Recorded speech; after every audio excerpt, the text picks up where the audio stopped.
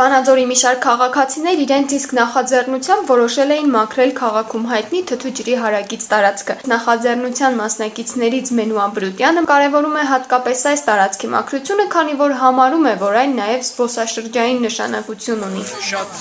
օտար երկրացիներ, շատ տարբեր քաղաքի բնակիչներ, երբ որ խոսում ես Վանաձոր քաղաքի մասին, եթե շատ այլ վայրեր չիմանան, գոնե թթու ջրի մասին նրանք գիտեն եւ անուշահամ ջուրը խմել են մեր թթու ջրերի։ Վանաձորի ակտիվ երիտասարդներից Անահիտ Կարապետյանը առաջարկել էր մաքրել տարածքը, արձագանքել էին ուսանողներ, դպրոցականներ, նաև քաղաքապետարանի աշխատակիցներ։ Ձեռնությունը ծնվեց, ես հերթական անգամ ջուր էի խմում ու ժայռամագործման պարապմունքը մեր հետաձգվել էր, ես որոշեցի տարածքի պատը մագլցել։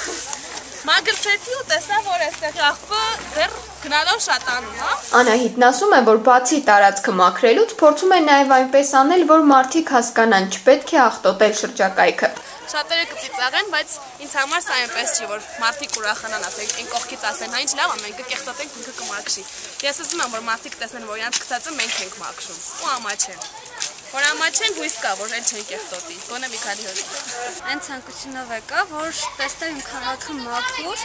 առանց այս ամենի, այս շշերի, կեղտի, որ ամեն մեկի մտքով ինչ անցել է, ձեռը կեղտ աղը գցել են այստեղ։ Նախաձեռնության մասնակիցները նշում են, որ հետագայում կցանկանային այս տարածքը տեսնել որպես այգի, սակայն Վանաձորի քաղաքապետարանի ճարտարապետության եւ քաղաքաշինության բաժնի պետ Տիգրան Պապանյանը Ազատություն ռադիոկայանին տեղեկացրեց, որ ոչ հիմա եւ ոչ էլ հետո տվյալ տարածքը չի կարող դառնալ հանգստի վայր։ Տարածքը սանիտարական զոնա է, այստեղ որևէ կառույց, որևէ սպասարկում չի կարելի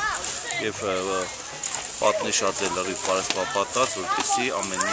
մարդ ստեղ ոտք չգործի, պահպանվի մաքրություն։